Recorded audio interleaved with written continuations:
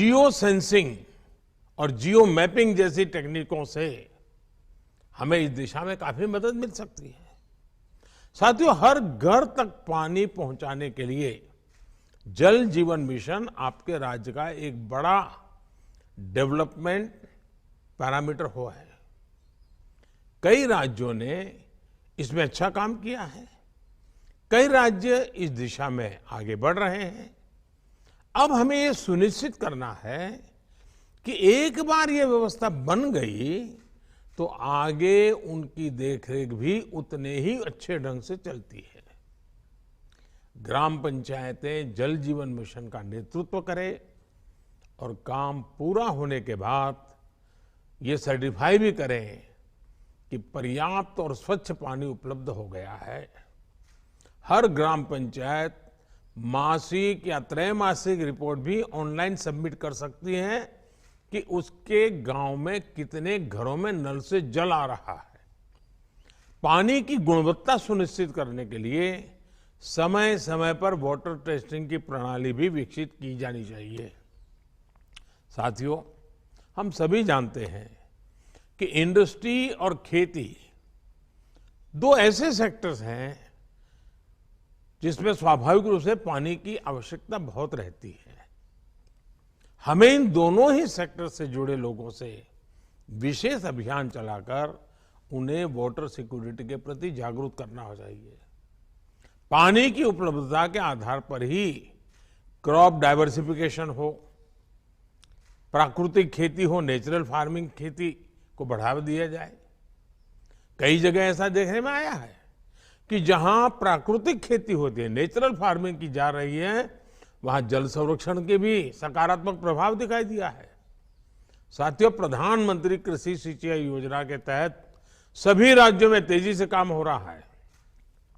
इसके अंतर्गत पर ड्रॉप मोर क्रॉप अभियान की शुरुआत की गई थी। इस स्कीम के तहत देश में अब तक 70 लाख हेक्टेयर से ज्यादा जमीन माइक्रो इरिगेशन के दायरे में लाई जा चुकी है। सभी राज्यों को माइक्रो इरिगेशन को लगातार बढ़ावा देना चाहिए। ये जल संरक्षण के लिए बहुत आवश्यक योजना है। अब डायरेक्ट कैनाल की जगह पाइपलाइन आधारित नई योजनाएं लाई जा रही है। इसको और भी आगे ले जाने की जरूरत है। साथियों, जल संरक्षण के लिए केंद्र ने अटल भूजल संरक्षण योजना की शुरुआत की है।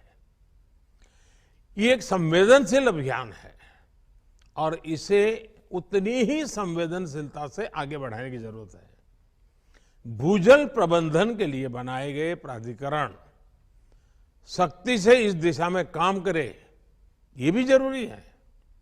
भूजल रिचार्ज के लिए सभी जिलों में बड़े पैमाने पर वाटर शेड का काम होना जरूरी है। और मैं तो चाहूंगा कि मनरेगा में सबसे अधिक काम पानी के लिए करना चाहिए। पहाड़ी क्षेत्रों में स्प्रिंग शेड को पुनर्जीवित करने का कार्यक्रम शुरू किया गया है। इस पर तेजी से काम करना होगा। जल संरक्षण के लिए आपके राज्य में वन क्षेत्रों को बढ़ाना वो भी उतना ही जरूरी है। इसके लिए पर्यावरण मंत्रालय और जल मंत्रालय साथ मिलकर काम करें। लगातार पानी पहुंचाने के लिए जरूरी है कि पानी के सभी स्थानीय स्रोतों के संरक्षण पर भी ध्यान दिया जाए। ग्राम पंचायतें अपने लिए अगले 5 साल का एक्शन प्लान भी बनाएं।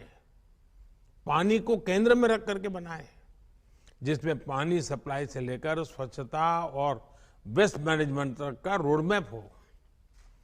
किस गांव में कितना पानी आवश्यक है और उसके लिए क्या काम हो सकता है, इसके आधार पर कुछ राज्यों में पंचायत स्तर पर वाटर बजट तैयार किया गया है।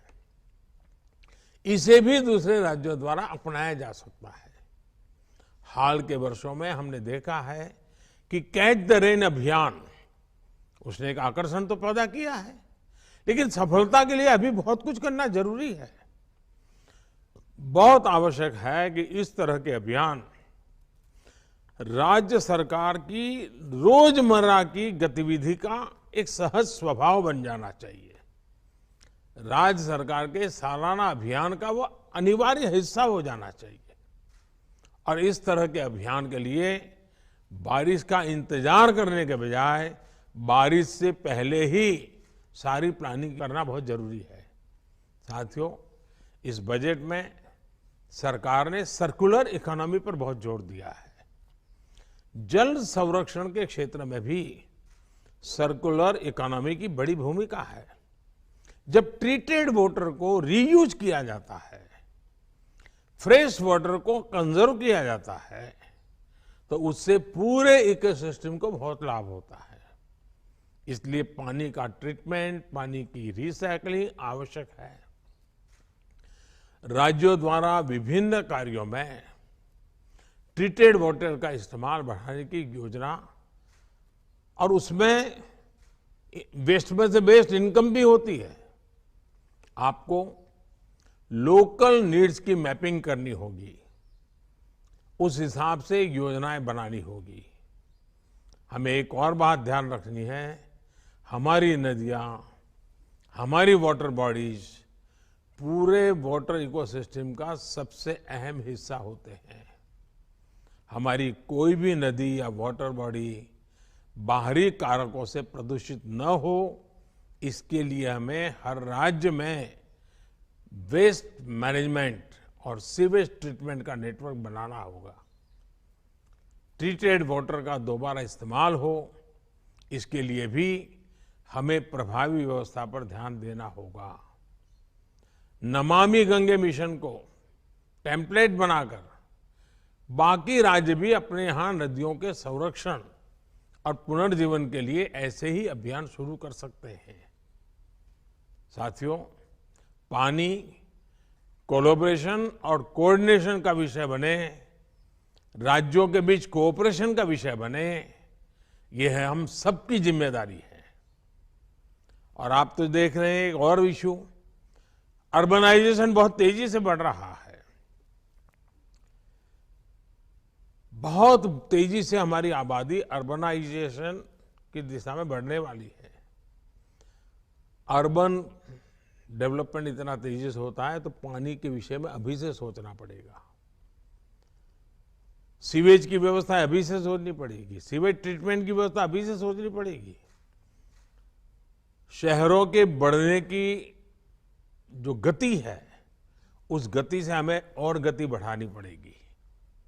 मैं आशा करता हूं कि हम इस समिट में हर एक के अनुभव को साझा करेंगे, बहुत ही सार्थक चर्चा होगी,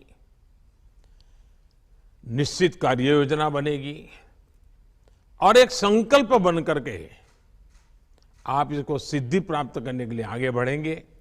हर राज्य अपने राज्य के नागरिकों की सुख सुविधा के लिए,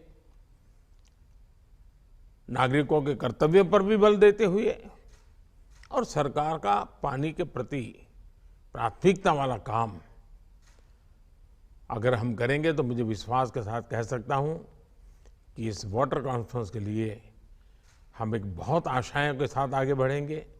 मेरी आपको बहुत बहुत